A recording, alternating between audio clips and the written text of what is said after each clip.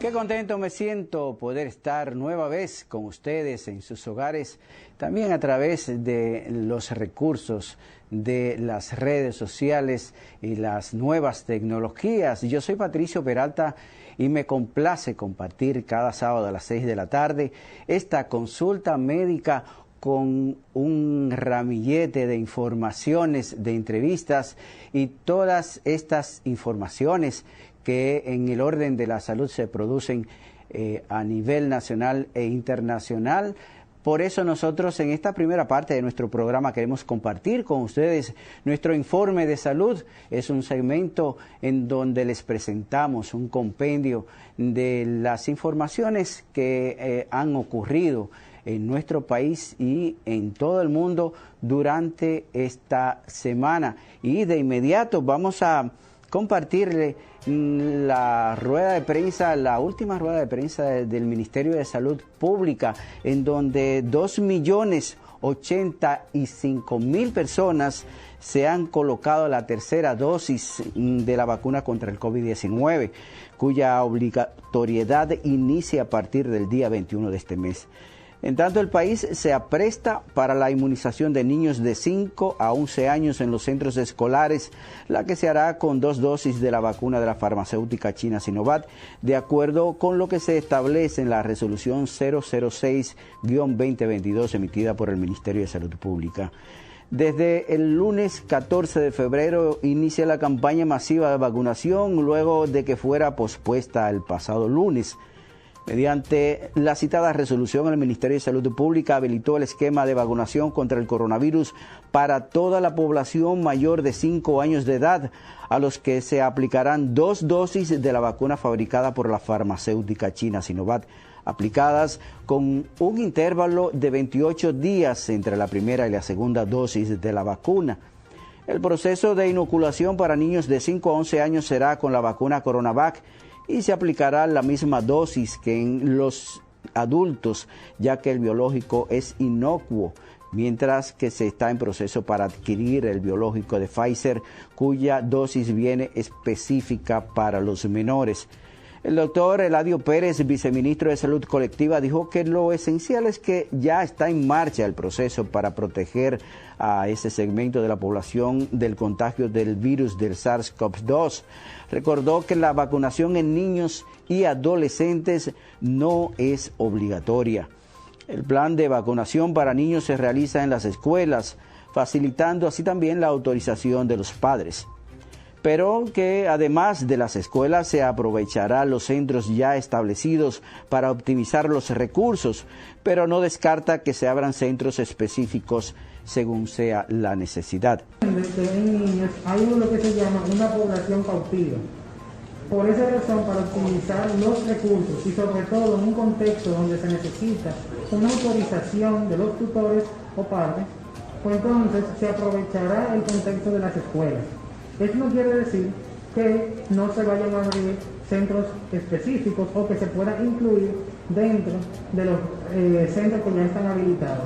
En cuanto a las dosis de Coronavac es la misma dosis que se aplica a los adultos porque es una tecnología de vacuna que se llama virus atenuado.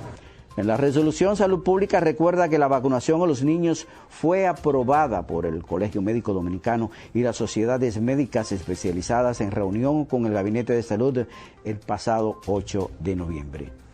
Hasta el momento de la grabación de este programa, de acuerdo a los registros del Programa Nacional de Vacunación, 2.085.000 personas se han colocado la tercera dosis de la vacuna contra COVID-19 a nivel nacional. Asimismo, la segunda dosis de vacuna ha sido aplicada hasta la fecha a 5.522.000 mayores de 18 años y con la primera dosis hay unas 7.013.826 personas.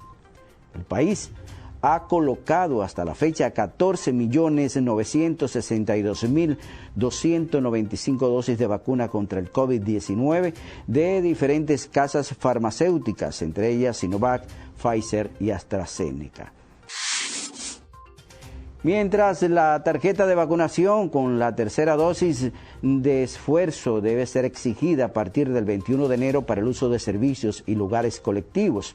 Mientras el doctor Ronald Kiwis indicó que la variante Omicron sigue predominante en el país. No obstante, las autoridades esperan positividad al virus SARS-CoV-2 baje abruptamente en próximos días, ya que aunque hay varias provincias donde todavía la incidencia es alta, en la gran mayoría la incidencia de las últimas 4 semanas ha disminuido considerablemente.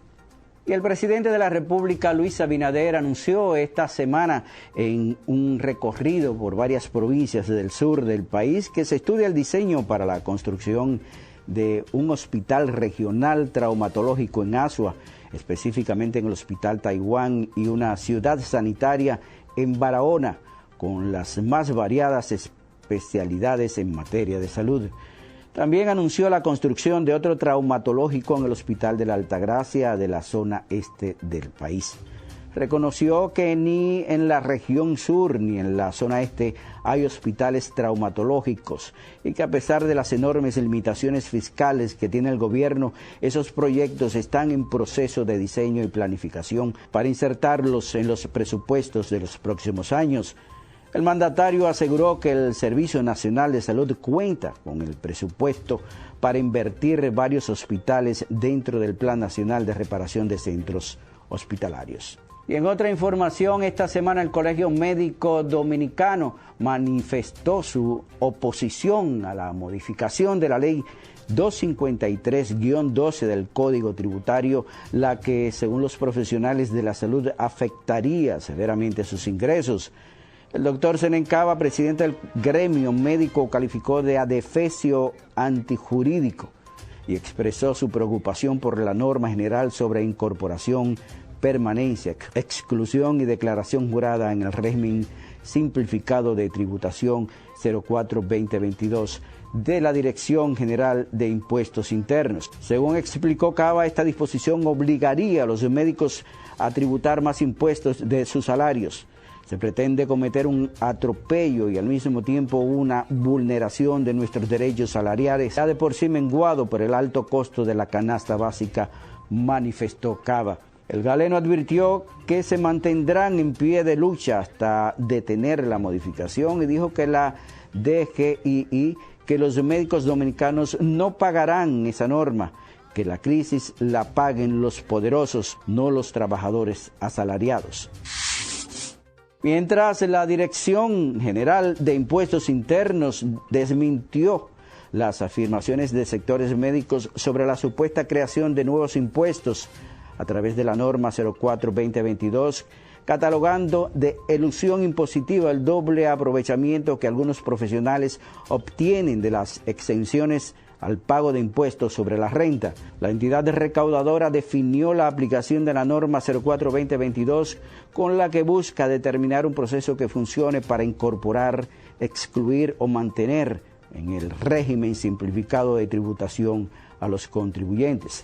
La Dirección General de Impuestos Internos sostiene que cuando la exención contributiva ya ha sido utilizada en el pago de un salario y vuelve a ser utilizada en otro pago, se desvirtúa su propósito, convirtiendo la práctica en elusión. Por lo que las exenciones deben ser aplicadas en base a la totalidad de los ingresos adquiridos y no aisladamente como comúnmente sucede. Y esta semana también las enfermeras del área de COVID-19 del SECANOT solicitaron al gobierno a utilizar los nombramientos pendientes de las enfermeras que se integraron a la lucha contra la pandemia COVID-19. Luego de 2 años sin respuesta en reclamo de un nombramiento fijo, decenas de enfermeras se apostaron frente al Palacio Nacional para exigir a las autoridades cumplir con las designaciones prometidas. Las enfermeras fueron recibidas por el asistente del viceministro de Asuntos de la Sociedad Civil, quien le indicó que en 48 horas sus reclamos serán atendidos. Con motivo a la celebración de su 20 aniversario, la Dirección General de Información y Defensa de los Afiliados de la Seguridad Social, la DIDA, celebró esta semana foro sobre la seguridad social en República Dominicana.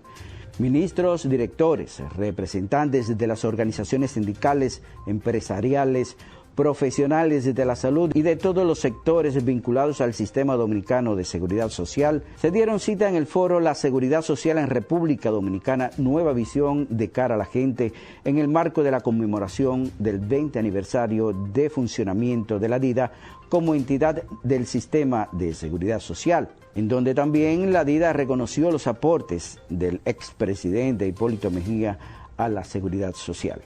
Y con esta nos vamos a comerciales y tras la pausa les contaremos sobre la renovación del uso de mascarillas en algunos países. También veremos el caso del hombre que dio positivo en coronavirus durante 232 días. No se lo pierda luego de la pausa. Usted está en sintonía con la consulta médica.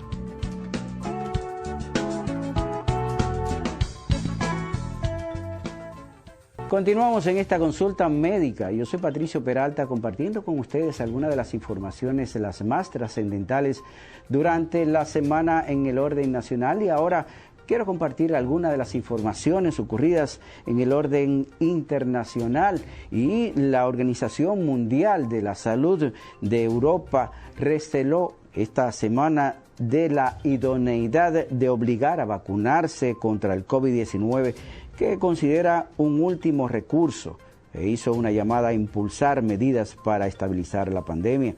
La obligación respecto a la vacuna es un obstáculo último recurso y solo aplicable cuando todas las opciones viables para mejorar los índices de vacunación se hayan agotado, afirmó en una rueda de prensa el director de la OMS Europa, Hans Kluge.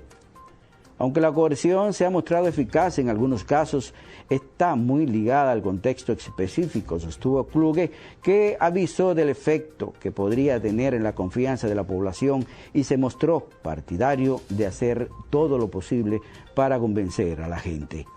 Asimismo, apeló a ser muy prudentes antes de adoptar medidas discriminatorias contra los no vacunados, que podrían aumentar las tensiones internas y afectar a la salud mental, si bien reconoció que se trata de decisiones de cada país. Y en Estados Unidos, al menos 5 estados han revocado la utilización de las mascarillas en lugares públicos, pese a que en Estados Unidos se siguen registrando alrededor de 300,000 nuevos casos de COVID-19 diarios. Vamos a ver el reporte cortesía de La Voz de América. Nueva Jersey, California, Connecticut, Delaware y Oregon son los primeros 5 estados demócratas en anunciar que el uso de mascarillas ya no es obligatorio en lugares públicos, incluyendo las escuelas. La tasa de casos en California ha disminuido en un 65% desde nuestro pico de Omicron. Nuestras hospitalizaciones se han estabilizado en todo el estado. Nuestro requisito de mascarilla para interiores en todo el estado vencerá el 15 de febrero. Las personas no vacunadas aún deberán usar mascarillas en interiores. Vacúnense, reciban el refuerzo. Así anunció la decisión el gobernador de California, estado que a la fecha registra un acumulado que sobrepasa los 8 millones de infectados desde el inicio de la pandemia.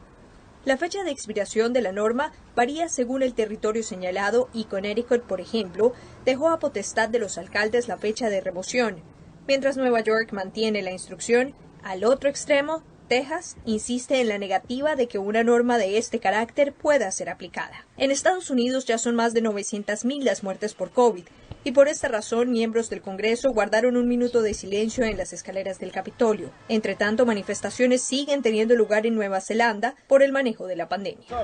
No estoy en contra de las vacunas, en realidad estoy vacunado. Frente a lo que estoy en contra es a obligar a las personas a vacunarse.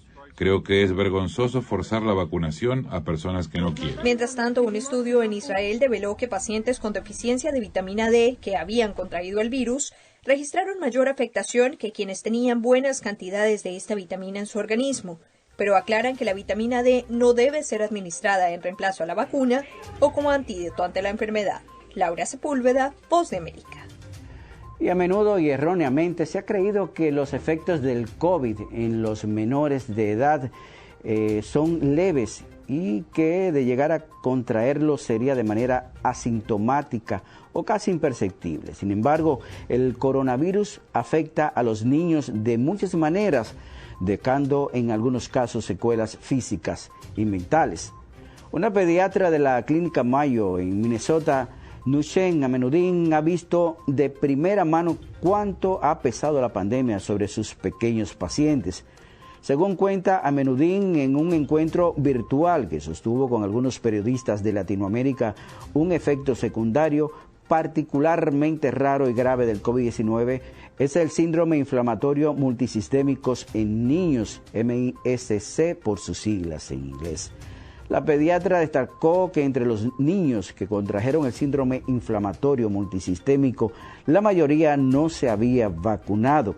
El síndrome inflamatorio multisistémico en niños ocasiona daños en el corazón y los vasos capilares, así como daño permanente en los pulmones e incluso puede ocasionar embolias, algo que normalmente no se ve en niños, por lo que se habla de daños considerables que pueden durar toda una vida. Algunos de los niños que han sobrevivido quedaron con secuelas permanentes en el cerebro por los problemas vasculares ocasionados. El síndrome inflamatorio multisistémico en niños es poco común, pero cuando da es muy severo, apuntó la pediatra. Amenudin entiende que la clave para cuidar a los niños, además de la vacuna, es mantener el uso de mascarilla y el distanciamiento social. La doctora Amenudin también respalda la vacunación en embarazadas, ya que la evidencia científica confirma que no es dañina para el bebé. Al final del encuentro, la doctora reiteró que todavía se están haciendo muchos estudios y recopilando información sobre el COVID, por lo que algunos efectos secundarios en los niños posiblemente les afecte durante muchos años. Investigadores en los Países Bajos han descubierto una nueva cepa del VIH-Sida, muy virulenta y más perjudicial para la salud. Según un estudio dirigido por investigadores del Instituto Big Data de la Universidad de Oxford en el Reino Unido, es identificada como VV y según los especialistas ha estado circulando por décadas en esa nación. Veamos el informe. Una nueva variante del VIH, la cual se identificó como VB, más virulenta y con más riesgo de transmisión, ha estado circulando las últimas décadas en Países Bajos. Aunque tras iniciar el tratamiento, los afectados tienen una supervivencia similar al resto de enfermos, según un estudio que publica Science. La investigación encabezada por la Universidad de Oxford indica que VB, subtipo virulento B, surgió en los años 90 en Países Bajos, se propagó más rápidamente que otras variantes durante los 2000 y ha disminuido desde aproximadamente 2010. Uno de los marcadores más claros del daño que sufre el sistema inmunitario debido al VIH es la tasa de disminución de los glóbulos blancos CD4, que con esta variante decrecen 2 veces más deprisa, por lo que los infectados corren el riesgo de desarrollar SIDA más rápidamente.